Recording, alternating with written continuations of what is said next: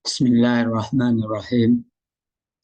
Assalamualaikum warahmatullahi wabarakatuh. Baiklah anak-anak sekalian, setelah kita mempelajari 3 bab sebelumnya, pada kesempatan ini kita akan mempelajari bab keempat, yaitu tentang Daulah Umayyah.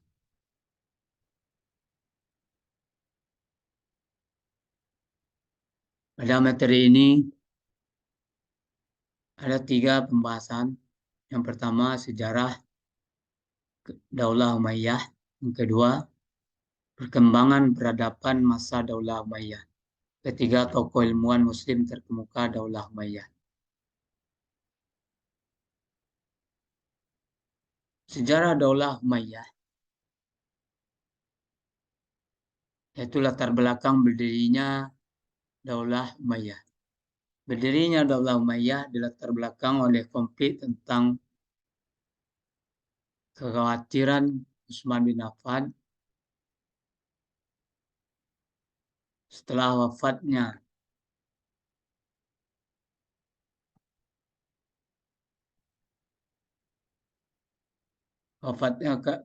Khalifah ketiga Utsman bin Affan, digantikan oleh Khalifah keempat yaitu Ali bin Abi Thalib. Yang dimana pada masa kekhalifahan Ali bin Abi Thalib terdapat konflik tentang kematian Utsman bin Affan yang menimbulkan perpecahan antara umat Islam, yaitu perselisihan yang akhirnya mengarah pada konfrontasi antara Aisyah, Zubair, Talhah dengan kelompok Ali bin Abi Thalib.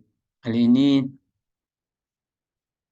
terjadi karena hasutan tokoh munafik yaitu Abdullah bin Sabah dengan pernyataan tentang yang sifatnya provokatif. Ia mengatakan bahwa Abdullah bin Zubair, anak angkat Aisyah, merupakan orang yang berhak menduduki jabatan khalifah. Konflik ini bisa diatasi oleh Khalifah Ali bin Abi Thalib.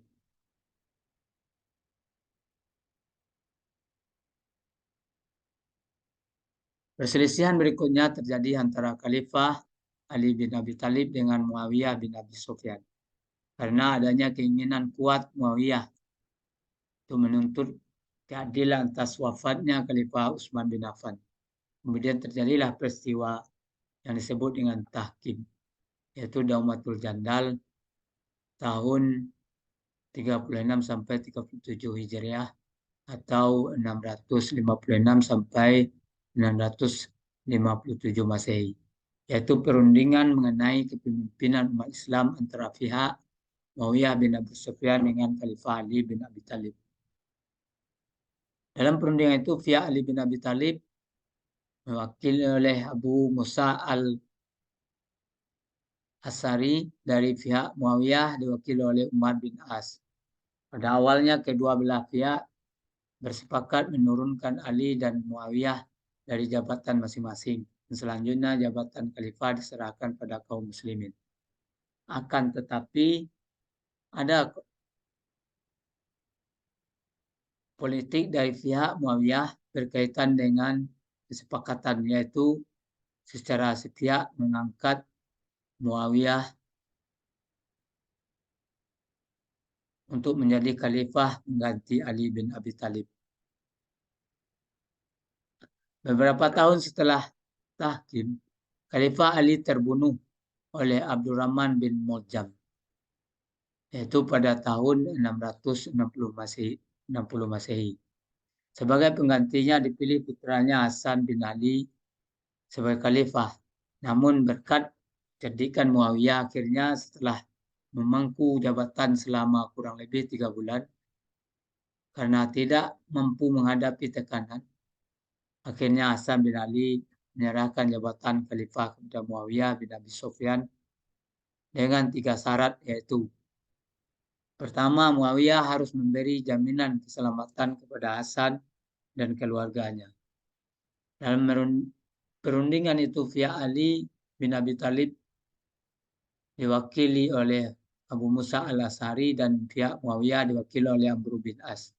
Pada awalnya kedua belah pihak bersepakat menurunkan Ali dan Muawiyah dari jabatan masing-masing. Selanjutnya, jabatan khalifah diserahkan pada kaum muslimin. Akan tetapi,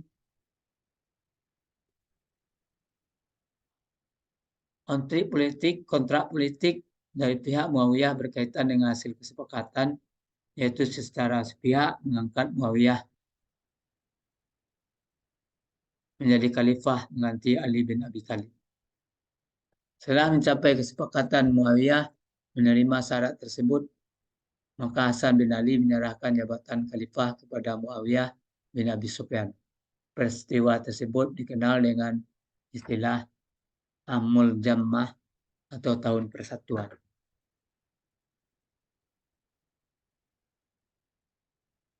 Kedua khalifah Daulah Umayyah, peristiwa penyerahan jabatan itu disebut dengan peristiwa Amul Jammah atau tahun persatuan yang terjadi pada Rabiul Awal tahun 41 Hijriah atau 661 Masehi. Peristiwa tersebut mengukuhkan Muawiyah sebagai khalifah dan menandai berdirinya dinasti atau Daulah Umayyah. Kemudian Muawiyah memindahkan pusat kekuasaan dari Madinah ke Damaskus. Daulah Umayyah berkuasa selama 90 tahun dari tahun 661 sampai 750 Masehi. Selama berkuasa Daulah Umayyah terdapat 14 khalifah. Setelah dipimpin Muawiyah, terjadi perubahan dalam sistem pemerintahan, yaitu dari sistem demokrasi menjadi sistem monarki atau kerajaan. Ciri-ciri sistem monarki atau kerajaan adalah pertama, raja penguasa tunggal yang wajib ditaati oleh seluruh rakyat, memilih hak penuh untuk menentukan dan melaksanakan suatu ketetapan hukum sesuai dengan kemampuan sendiri. Rakyat berfungsi sebagai pembantu raja yang harus dimuliakan, dimakmurkan, dan dicukupi semua kebutuhan, semua pendapat dan keinginan rakyat. Hampir tidak pernah diberi kesempatan untuk diungkapkan, serta terjadinya pengangkatan putra mahkota. Adapun khalifah-khalifah Daulah Umayyah, di antaranya Khalifah Abdul Malik bin Marwan, yaitu memimpin pada tahun 645 sampai 705 Masehi. Kemudian Khalifah Walid bin Abdul Malik pada tahun 705 sampai 715 Masehi. Kemudian Khalifah Umar bin Abdul Aziz memimpin pada tahun 717 sampai 720 Masehi. Kemudian Khalifah Hisam bin Abdul Malik 724 Masehi sampai 743 Masehi. Materi yang kedua yaitu perkembangan peradaban pada masa Daulah Umayyah. Perkembangan di bidang sosial, terciptanya ketertiban kehidupan masyarakat karena sudah adanya peraturan dan perundang-undangan negara dan ada lembaga penegak hukum seperti lembaga pengadilan, kepolisian, terciptanya kemakmuran dan keadilan yang merata karena pemerintahan telah memberikan hak-hak dan pelindungan yang sama. Kedua, perkembangan di bidang budaya. Bahasa Arab berkembang luas di berbagai penjuru dunia dan menjadi salah satu bahasa resmi internasional di samping bahasa Inggris. Mencetak mata uang dengan menggunakan bahasa Arab, mendirikan pabrik, kain sutra, industri kapal, senjata, gedung-gedung pemerintahan, membangun irigasi sebagai sarana pertanian, membangun kota Basrah dan Kufah sebagai pusat perkembangan ilmu dan adab, membuat administrasi pemerintahan dan pembukaan keuangan negara. 3. Pengembangan prestasi di bidang politik dan militer. Terbentuknya 5 lembaga pemerintahan. Yang pertama, lembaga politik yang disebut juga Nizam Asyasi. Yang kedua, lembaga keuangan An-Nizam Al-Mail. Yang ketiga, lembaga tata usaha negara An-Nizam Al-Idari. Yang keempat, lembaga kehakiman An-Nizam Al-Qudai. Yang kelima, lembaga ketentaraan An-Nizam Al-Harbi. Terbentuknya Dewan Sekretaris Negara Dewanul Kitabah yang bertugas mengurusi berbagai macam urusan pemerintahan. Dewan ini terdiri dari 5 orang sekretaris, yaitu Sekretaris Suratan, disebut juga Katib Al-Rasail. Yang kedua, Sekretaris Kepolisian, disebut juga Katib Al-Jun. Yang ketiga, Sekretaris Kehakiman, disebut juga Kitab Al-Qodai. Yang keempat, Sekretaris Keuangan, disebut juga Katib Al-Kharaj. Yang kelima, Sekretaris Tentara, disebut juga Katib Al-Jun. Perkembangan atau prestasi di bidang politik militer. Terbentuk 5 lembaga. Pertama, lembaga politik An-Nizam As-Siyasi. Yang kedua, lembaga keuangan An-Nizam Al-Mair. Yang ketiga, lembaga tata usaha negara An-Nizam Al-Idari. Yang kelima, lembaga kehakiman Nizam Al-Qudai. Yang selanjutnya An-Nizam Al-Harbi. Pada materi yang ketiga yaitu tokoh ilmuwan muslim terkemuka Daulah Umayyah. Tokoh ilmu hadis. Ilmu hadis mulai dirintis pada masa Khalifah Abdul Malik bin Marwan.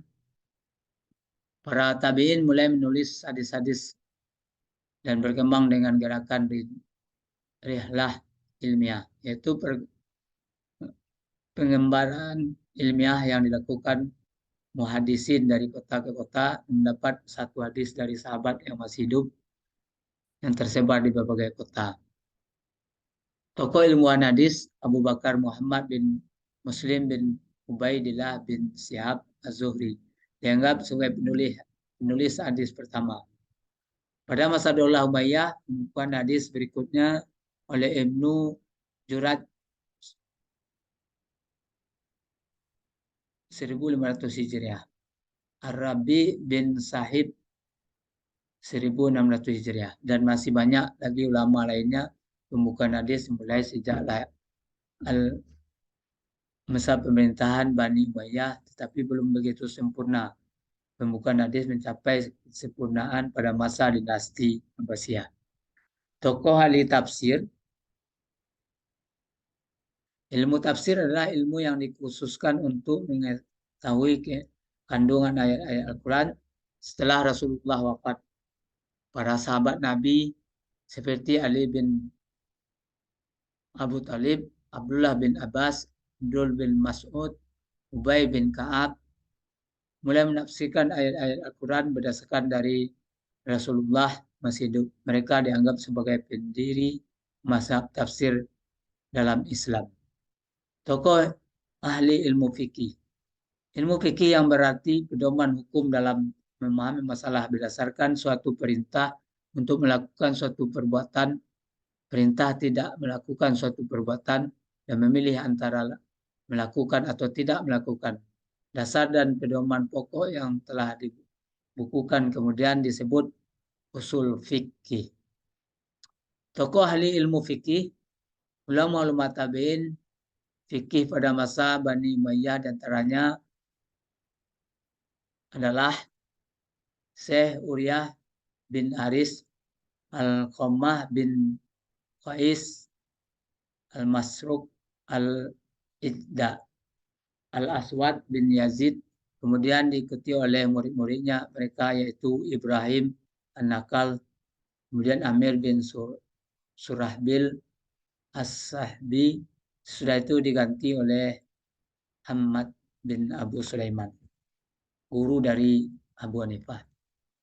Tokoh ahli tasawuf. Tasawuf merupakan sebuah ilmu tentang cara mendekatkan diri kepada Allah Subhanahu wa taala.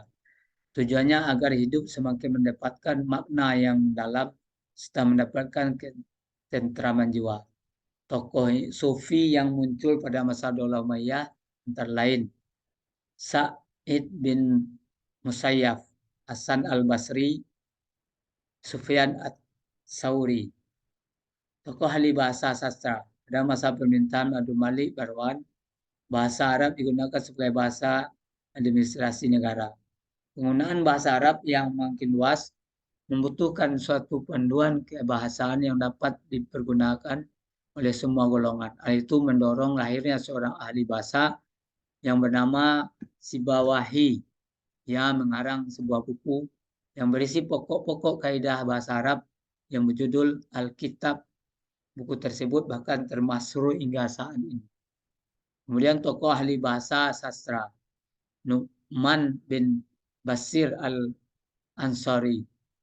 Kemudian Uwais bin Mulawah termasuk dengan sebutan Lailatul Majnun, Al-Aqtal, Abu Aswad Ad-Duwali, kemudian Farasdak, selanjutnya Jaril. Tokoh ahli sejarah dan geografi. Sejarah geografi adalah ilmuwan yang membahas tentang perjalanan hidup, kisah dan riwayat pada masa dinasti Umayyah bin Abi Sufyan memerintah.